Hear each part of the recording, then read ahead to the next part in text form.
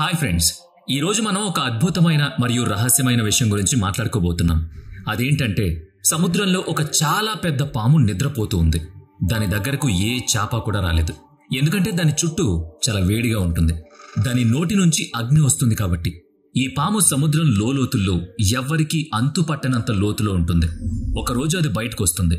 ఆ రోజు భూకంపాలు, సునామీలు వంటి చాలా పెద్ద అలలు ఏర్పడతాయి. దీన్నే లెవియథాన్ అంటారు. చాలా మంది ఈ లెవియథాన్ గురించి ఎక్కువగా కామెంట్ చేస్తున్నారు ఈ మధ్య.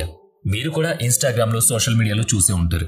నాకు ఈ విషయం మొదట్లో తెలీదు, కానీ ఇటీవల సముద్ర లోతుల్లో నివసించే ఒక భయంకరమైన చేప గురించి చర్చలు జరిగాయి. ఆ చేప నీలం రంగులో ఉంటుంది. అంతేకాకుండా చాలా అరుదుగా పైకొచ్చి మనకి కనిపిస్తుంది. ఈ విషయాన్ని మనం ఇటీవల చూసాం. ఇవన్నీ కూడా చాలా సంవత్సరాల క్రితం బైబిల్లో, అంతకంటే ముందు యూదుల గ్రంథాల్లో కూడా ప్రస్తావించబడ్డాయట. అందుకే ఈ మధ్య సోషల్ మీడియాలో ఈ సముద్రపు జీవుల గురించి ఎక్కువ చర్చ నడుస్తున్నందున మన వ్యూయర్స్ అందరూ కూడా దీనిపై ఒక లోతైన విశ్లేషణ చేయమన్నారు. అందుకే ఈ వీడియో మీ అందరి కోసం. ఇక టాపిక్ లోకి వెళితే, ప్రపంచాన్ని సృష్టించే సమయంలో దాదాపు 3000 సంవత్సరాల క్రితం జూయిష్ కథల ప్రకారం దేవుడు ప్రపంచాన్ని రూపొందిస్తున్న 3వ రోజున ఒక అతిపెద్ద పామును సృష్టిస్తాడు. ఈ పాము సాధారణమైంది కాదు. దాని పొలుసులు ఇనుము లాంటి బలంతో ఉంటాయి. అంతేకాకుండా దాని నోటి నుంచి అగ్ని వస్తుంది, అచ్చం డ్రాగన్ లాగా. ఈ పామును నాశనం చేయగల మానవుడు ఈ ప్రపంచంలో ఎవ్వడూ లేడు. అంతటి అసాధారణ శక్తితో దేవుడు ఈ పామును సృష్టించాడట. భూమి మీద మంచి చెడుల మధ్య సమతుల్యతను కాపాడటానికి దేవుడు ఈ భయంకరమైన పామును రూపొందించాడట. కానీ అంతటితో ఆగలేదు. జూయిష్ పురాణం ప్రకారం ఆయన 2 అలాంటి పాములను సృష్టించాడు. ఈ 2 పాములను సృష్టించిన తర్వాత దేవుడే వాటి భయంకరమైన శక్తిని గమనించాడు. ఇలాంటిది ఒకటి ఉంటేనే ప్రమాదం, కానీ ఇలా 2 ఉంటే ఈ భూమిపై ఎవ్వరూ బ్రతకరు అని అర్థం చేసుకున్నాడు. దీంతో ఆ జూయిష్ పురాణాల ప్రకారం దేవుడు సృష్టించిన 2 భయంకరమైన పాముల్లో ఒకదాన్ని నాశనం చేసేశాడు. అయితే ఆడపామును నాశనం చేసిన తర్వాత మిగిలిన ఒకే ఒక్క అతిపెద్ద పాము ఇప్పటికీ జీవించే ఉంది. ఈ పాము పేరు లెవియథాన్. ఇది సముద్ర లోతుల్లో అత్యంత చీకటిగా ఉండే ప్రదేశాల్లో నివసిస్తోంది. అంటే సముద్రం యొక్క అత్యంత అట్టడుగు భాగంలో. ప్రపంచం ముగిసే కాలంలో ఈ లెవియథాన్ పాము సముద్రం నుంచి బయటకు వస్తుంది. అది బయటకు వచ్చినప్పుడు దాని నోటి నుంచి అగ్ని జ్వాలలు వస్తూ ఉంటాయి. ఈ పాము అంతా రక్తంతో కప్పబడి ఉంటుంది, అంటే ఎర్రగా. దాని పరిమాణం కూడా అత్యంత భారీగా ఉంటుంది. కొందరు దీని పొడవు సుమారుగా 400 కిలోమీటర్లు ఉంటుందని చెబుతారు. అంటే వైజాగ్ నుంచి విజయవాడ వరకు అన్నమాట. ఈ పాము గనక తన తోకను కదిలిస్తే భూమి మీద భూకంపాలు వస్తాయి. అంతేకాకుండా అది సముద్రం నుంచి బయటకు వచ్చే సమయంలో ప్రపంచం ఒక భయంకరమైన కాలంలో ఉంటుంది. ఆ కాలంలో అమ్మలు తమ పిల్లలను అమ్మేటంత విపత్కర పరిస్థితుల్లో ఉంటారు. ఈ లెవియథాన్ పాము యొక్క భారీ పరిమాణం మరియు శక్తి వల్ల భూమి మీద భయంకరమైన విధ్వంసం సంభవిస్తుంది. ఈ భారీ పాము భూమిని కదిలిస్తే ప్రపంచమే భయంతో వణికిపోతుంది. దాని ఊపిరి భూమిపై పెద్ద అగ్నిపర్వతాలను పేల్చేయగలదు. అనేక ప్రాంతాల్లో భారీ సునామీలు ఏర్పడతాయి. ఈ పాము ఆకాశంలోకి ఎగిరి భూమిని తిరిగి చూస్తే దాని తల భూమి వైపు తిరిగినప్పుడు సూర్యుణ్ణి కూడా కప్పివేసేంత పెద్దదిగా ఉంటుందని చెబుతారు. దాని భారీ ఆకారాన్ని వర్ణించడమే కాకుండా దాని ఉనికి చాలా భయంకరమైందని కూడా చెబుతారు. ఈ లెవియథాన్ని ఎదిరించడానికి ఎవరూ లేరని అనిపించవచ్చు, కానీ జూయిష్ పురాణాల ప్రకారం మంచివారు మాత్రమే దేవుణ్ణి ఆరాధిస్తారు. అలా ఆరాధించినప్పుడు దేవుడు వారిని స్వర్గానికి తీసుకువెడతాడు. చివరికి దేవుడే లెవియథాన్ను ఎదిరించి దాన్ని నాశనం చేసి విజయం సాధిస్తాడట. ఆ తర్వాత భూమిపై మంచివాళ్లు మాత్రమే మిగిలుంటారు. ఈ పురాణంలో లెవియథాన్ అనేది చెడుకు ప్రతిబింబం. అది దుష్టత్వం, పగ తీర్చుకునే మనస్తత్వం, కోపం, ఆగ్రహం, అహంకారం మరియు నేనే గొప్ప అనే భావనను కలిగి ఉంటుంది. లెవియథాన్ నాశనం అయిన తర్వాత ఈ చెడు లక్ష్యాలన్నీ ముగిసిపోయి మంచివాళ్లు మాత్రమే మిగిలుంటారు. అప్పుడు ప్రపంచం మొత్తం న్యాయంగా, నిజాయితీగా మరియు యోగ్యంగా ఉండే వ్యక్తులతో నిండుంటుంది. చివరికి దేవుడు మరియు మంచివారు కలిసి ఒక భోజనం చేస్తారట. ఇదే అంతిమ స్వర్గం. దేవుడితో కలిసి ఉండడానికి ఒక మార్గం అని జూయిష్ పురాణంలో చెప్పబడింది. ఇక బైబిల్లో లెవియథాన్నే సైతాన్ అని కూడా పిలుస్తారు. ఇది ఆదాం మరియు ఈవ్ను యాపిల్ తినేలా ప్రేరేపించిన పాముగా కూడా పేర్కొనబడింది. ఇది నరకంలో ఉన్న ఒక దేవదూత, అంటే ఏంజల్. అంటే దేవుణ్ణి వ్యతిరేకించిన చెడ్డ దేవదూతల్లో ఒకటి. లెవియథాన్ మరియు లూసిఫర్ వంటి దేవదూతలు దేవుణ్ణి ఎదిరించిన వాళ్ళు. అందువల్ల లెవియథాన్ ఒక పాముగా చిత్రీకరించబడింది. ఇటీవల 2 విషయాలు సోషల్ మీడియాలో వైరల్ అయ్యాయి.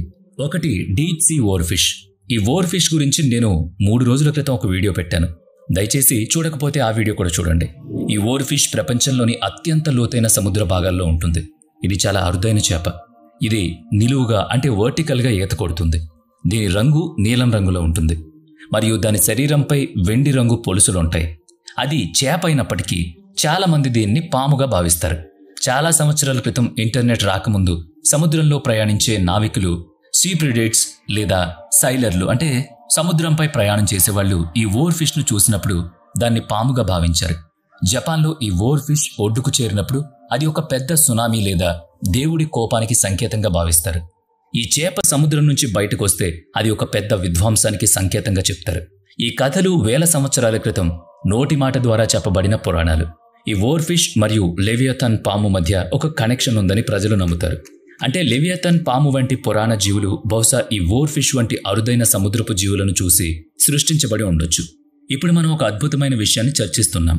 ఓర్ ఫిష్ మరియు భూమి యొక్క భౌగోళిక నిర్మాణాల మధ్య ఉన్న సంబంధం. ఇటీవల మెక్సికో యొక్క బేల్ ప్రాంతంలో ఓర్ ఫిష్ని చూశామని మనం మాట్లాడుకున్నాం. ఈ ఓర్ ఫిష్ని లెవియథాన్తో కలుపుతున్నారు.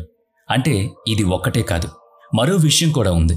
మీరు గూగుల్ మ్యాప్స్లో శాటిలైట్ వ్యూ చూసి జూమ్ చేసి చూస్తే ఒక ప్రత్యేకమైన ఆకారాన్ని గమనించవచ్చు. అది పాము ఆకారంలో ఉంటుంది. ఈ ఆకారం వాస్తవానికి ఒక భౌగోళిక నిర్మాణం. ఇది సుమారుగా 1000 కిలోమీటర్లు లేదా 8000 కిలోమీటర్ల పొడవు ఉంటుంది. ఈ భారీ నిర్మాణం వాస్తవానికి కోకస్ ప్లేట్ అనే టెక్టానిక్ ప్లేట్. ఇది దక్షిణ అమెరికా మరియు అంటార్కిటికా మధ్య ఉంది. గూగుల్ మ్యాప్స్లో చూస్తే ఇది నిజంగా పాము ఆకారంలో ఉంటుంది. చాలామంది ఈ కోకస్ ప్లేట్నే లెవియథాన్తో కలుపుతున్నారు.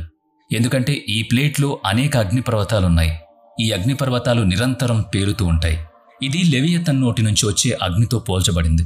పురాతన కాలంలో ఈ ప్రాంతంలో జరిగే భూకంపాలు మరియు అగ్నిపర్వత విస్ఫోటనాలు లెవియథాన్ వంటి భయంకరమైన జీవి యొక్క కథలను సృష్టించడానికి కారణమయ్యాయి.